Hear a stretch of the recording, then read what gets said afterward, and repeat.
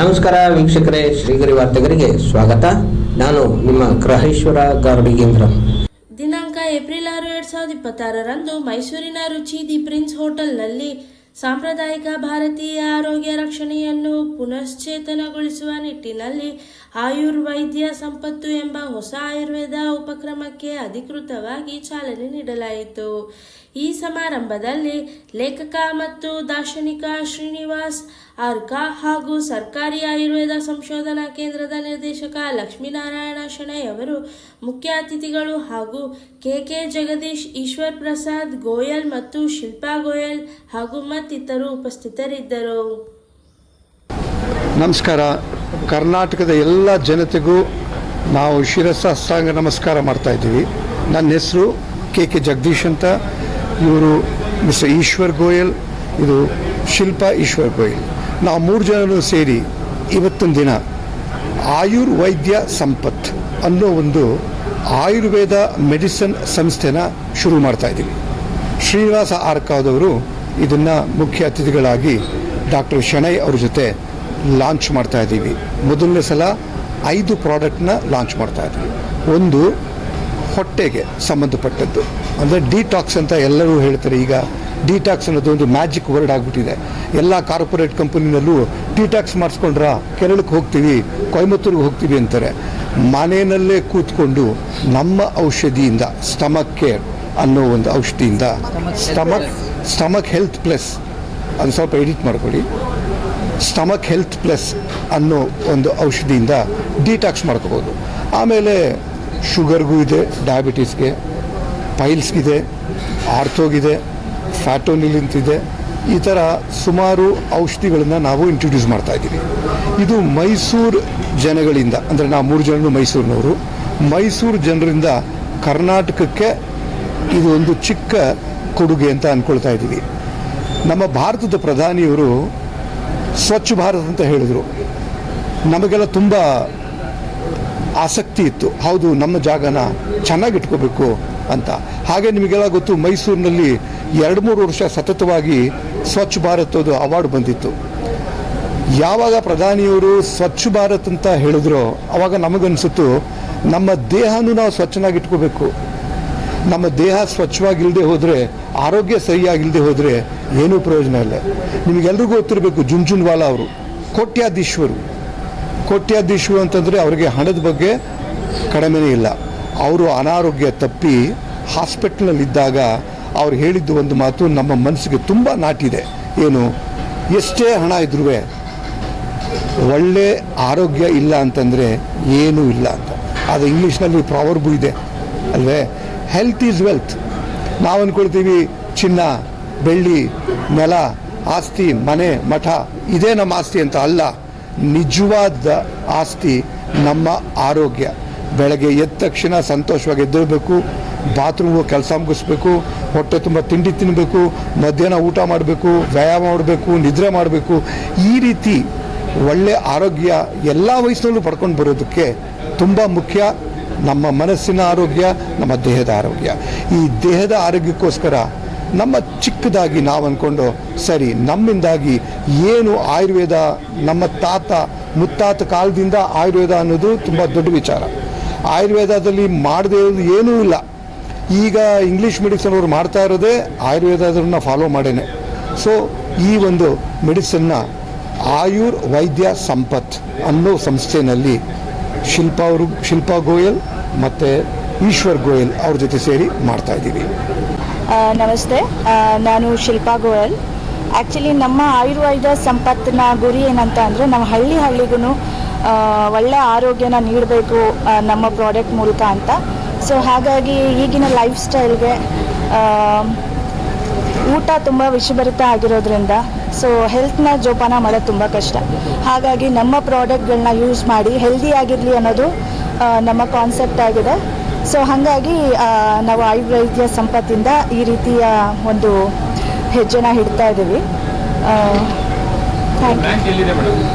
ನಮ್ಮ ಬ್ರಾಂಚ್ ಬಂದು Mysuru ಹೆಬ್ಬಾಳಲ್ಲಿದೆ, head quarters. So ನಾವು ಹಳ್ಳಿಗೂ ಡೆಲಿವರಿ ಮೂಲಕನೂ ತಲುಪಿಸ್ತೀವಿ ಅವ್ರಿಗೆ.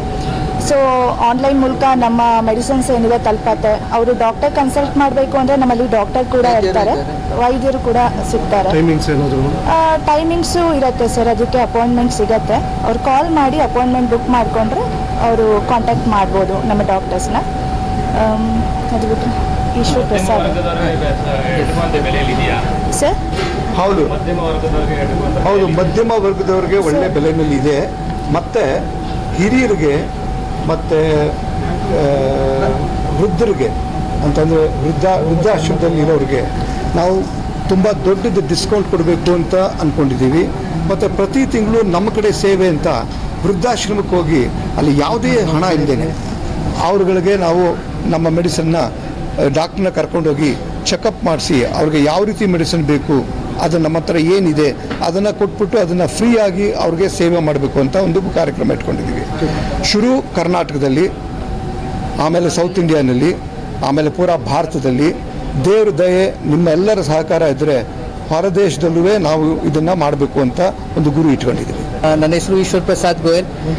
ಸರ್ ಹೇಳ್ದಂಗೆ ನಾವು ಆಯುರ್ವೇದ್ಯ ಸಂಪತ್ ಅಂತ ಈಗ ಹೊಸ್ದಾಗಿ ಶುರು ಮಾಡ್ತಾ ಇದ್ದೀವಿ.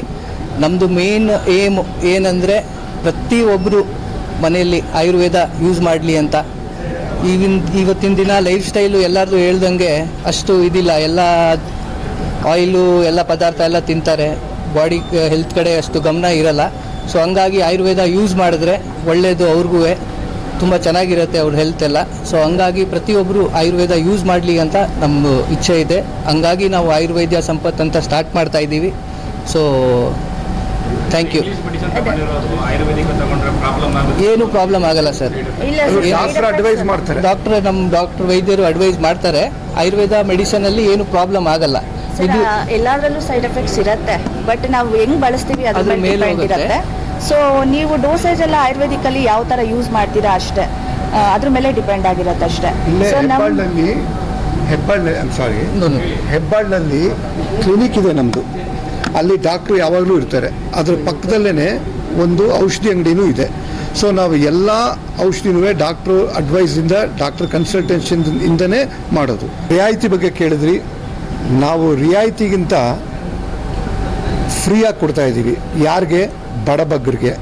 ಯಾರಿಗೆ ಈ ಹಣ ಕೊಟ್ಟು ತೊಗೊಳಕ್ಕೆ ಸಾಧ್ಯ ಇಲ್ವೋ, ತುಂಬ ಕೆಳಗಡೆ ಕೆಲಸ ಮಾಡೋರು, ವೃದ್ಧಾಶ್ರಮದಲ್ಲಿರೋರು, ಯಾರು ಅವ್ರನ್ನ ನೋಡ್ಕೊಳ್ಳದೆ ಹಣಕಾಸು ಇಲ್ಲದೆ ಇರೋರಿಗೆ, ಅವ್ರಿಗೆ ತಿಂಗಳಿಗೊಂದ್ಸಲ ನಾವು ವೃದ್ಧಾಶ್ರಮನ ಭೇಟಿ ಮಾಡಿ ಅಲ್ಲಿಂದ ಅವ್ರಿಗೆ ಫ್ರೀಯಾಗಿ ಮೆಡಿಸಿನ್ ಕೊಡ್ತೀವಿ. ಅದಕ್ಕೆ ಶ್ರೀನಿವಾಸ ಆರ್ಕಾದವ್ರನ್ನ ಚೀಫ್ ಜಸ್ಟಾಗಿ ಕರೆದಿರೋದೇ ಕಾರಣ ಆ ಥರ.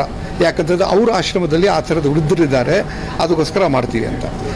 ಈಗ ಇನ್ನೊಂದು ತುಂಬ ಇಂಟ್ರೆಸ್ಟಿಂಗ್ ಆದ ವಿಚಾರ ಒಂದೇನಂತಂದರೆ, ನಮ್ಮ ಸಂಸ್ಥೆ ಆಯುರ್ವೇದ್ಯ